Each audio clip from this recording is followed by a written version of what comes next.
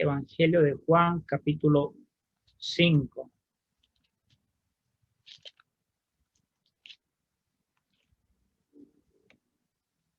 Dice así la palabra del Señor.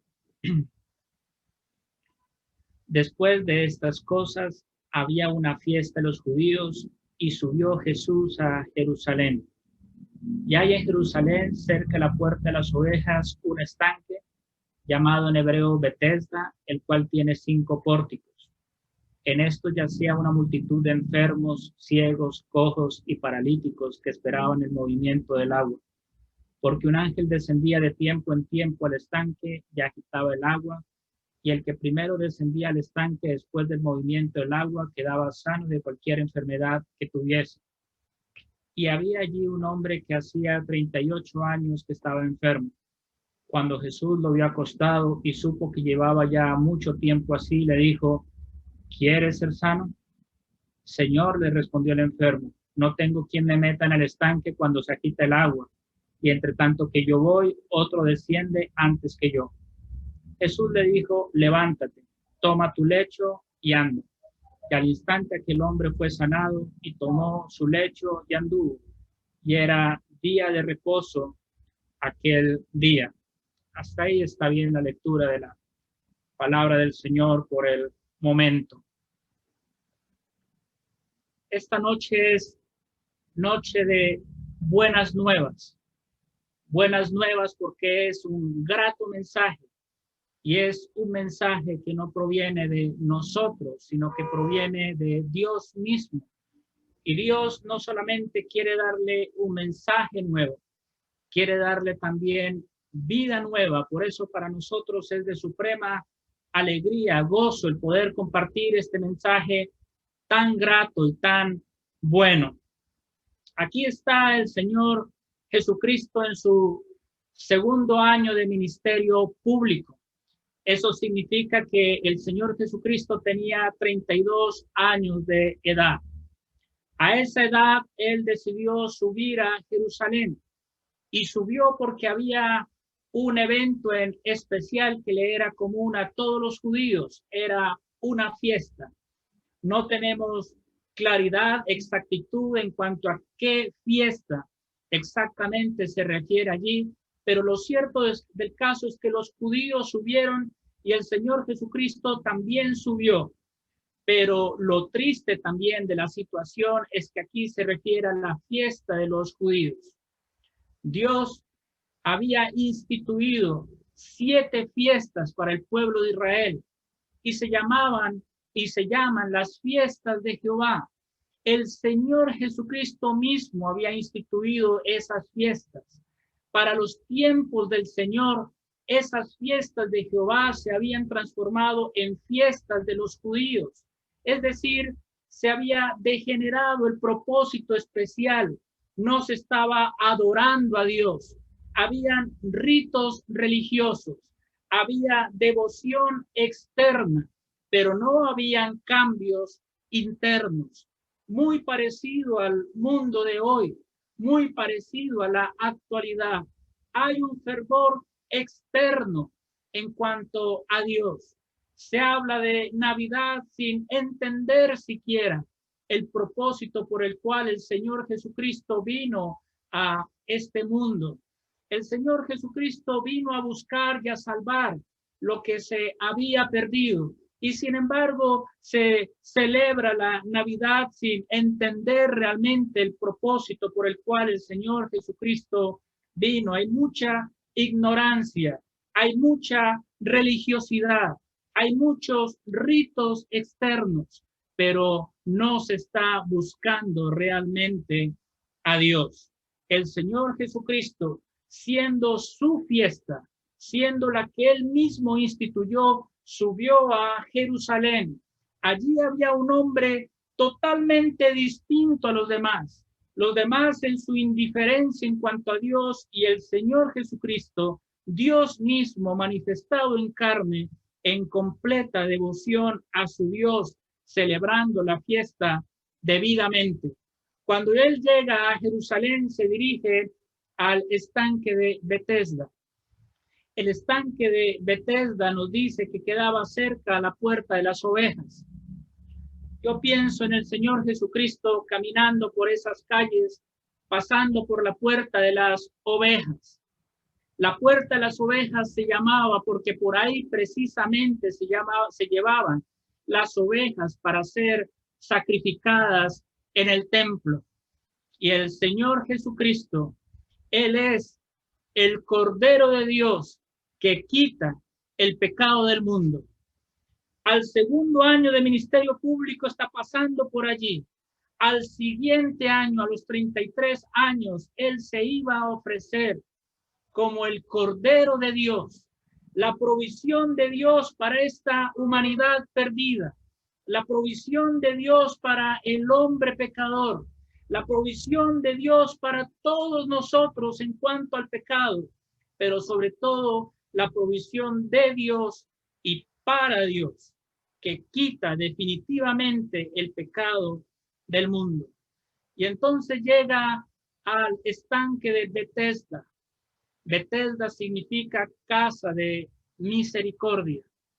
Allí alrededor del estanque de Betesda dice que yacía una multitud de enfermos. Cuando pienso en misericordia hay varios versículos que se me vienen a la mente. Y por favor, querido oyente, escuche con atención porque Dios ciertamente es bueno.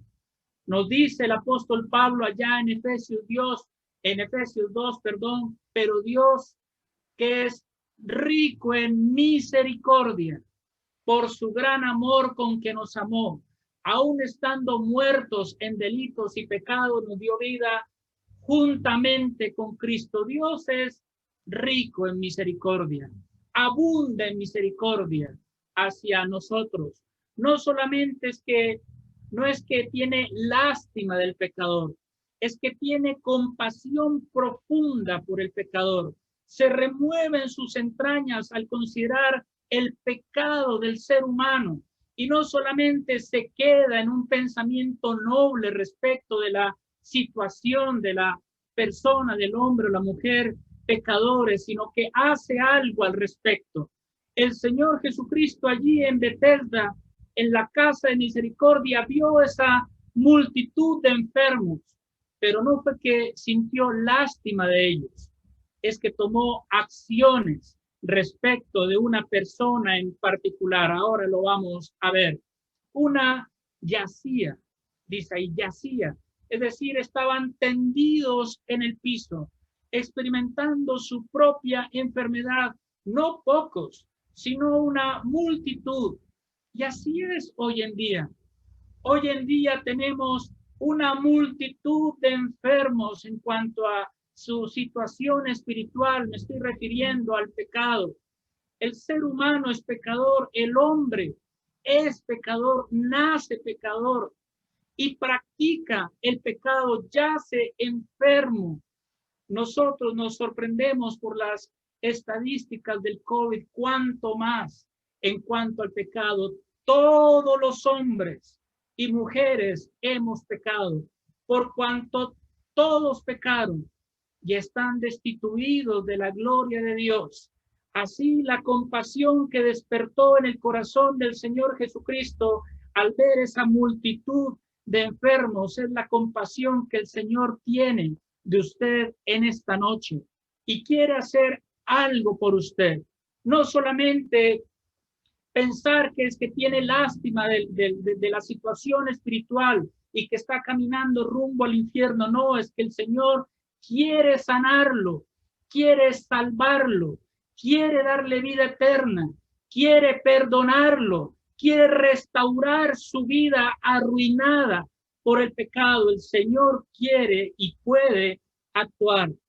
Una multitud de enfermos, por cuanto todos pecaron, y dentro de esos enfermos habían ciegos, cojos, paralíticos. El Señor Jesucristo, ante la incredulidad de los judíos, Él les tuvo que decir: mas ahora, por cuanto decís, vemos, vuestro pecado permanece.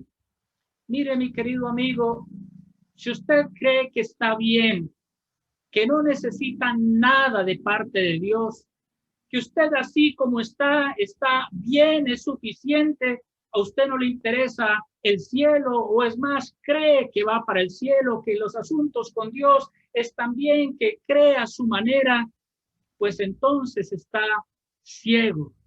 Y como está ciego, en su pecado permanece, o su pecado permanece. Ahí está, sin solucionar todavía esa cuenta pendiente con Dios en cuanto a su pecado. Pero no solamente ciegos, también habían cojos, es decir, no podían caminar con normalidad. Y así es, la persona sin Cristo, la persona que todavía no ha solucionado sus cuentas en relación al pecado, tampoco puede andar rectamente delante de Dios. Erra al blanco, no puede usted caminar dentro de los propósitos de Dios, no puede agradar a Dios porque es cojo espiritualmente hablando. Y el Señor en esta noche le quiere a usted restaurar de su cojera espiritual. Pero ahora el paralítico, sin movimiento, sin poder caminar, sin poder obrar, sin poder agradar a Dios.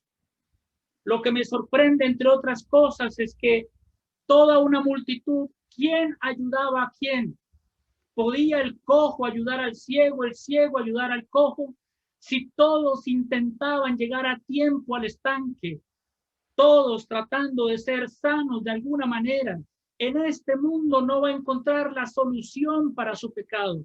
En este mundo nadie le va a sanar de su cojera espiritual, nadie le va a sanar de su ceguera espiritual, nadie podrá perdonar sus pecados. ¿En qué tiene afincada su esperanza?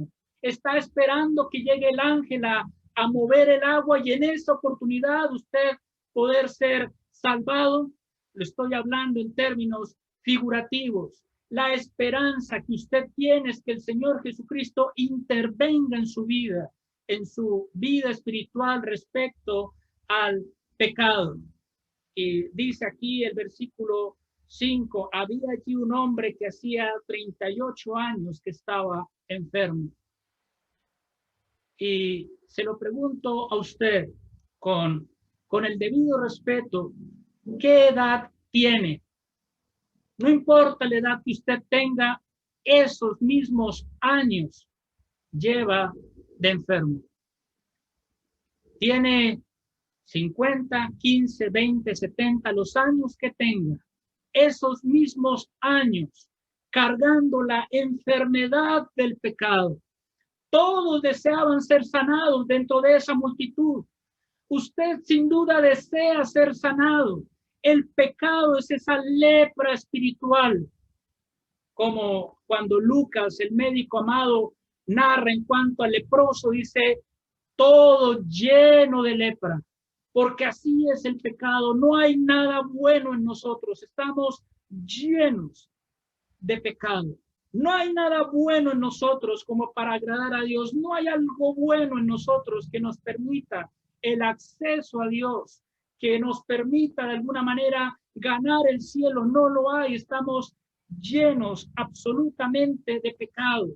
Somos pecadores y vivimos así también en esa enfermedad. Nacemos pecadores, vivimos en pecado y necesitamos la intervención del Señor Jesucristo para el perdón de todas nuestras maldades.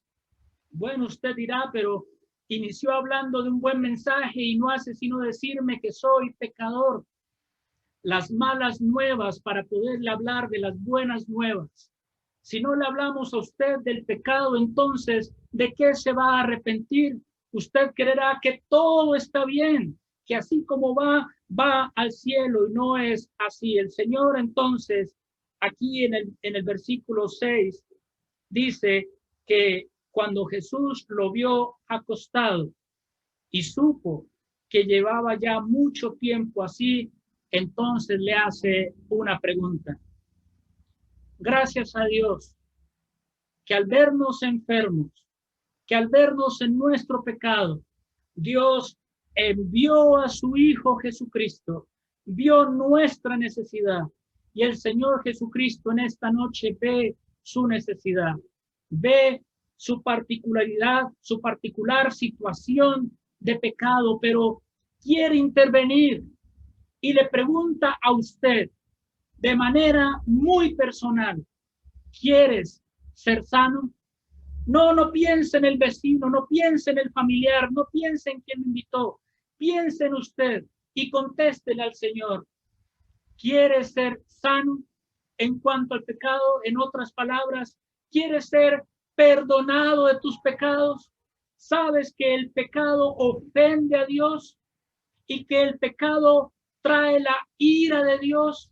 Que Dios, siendo santo y justo, debe castigar ese pecado, y que el castigo no es un castigo temporal, sino que es eterno, en lo que Dios denomina el infierno, el lago que arde con fuego y azufre, donde ya no hay oportunidad de reaccionar ni de recapacitar, de ponerse a cuentas con Dios. No, es hoy.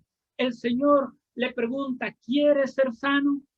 Las preguntas del Señor, cuán profundas, pero a cada pregunta hay o amerita una respuesta. Sea usted sabio en esta noche y contéstele al Señor: sí, Señor, necesito la salvación, necesito el perdón de mis pecados. El Señor vino a este mundo como el Cordero de Dios y se ofreció en la cruz del Calvario.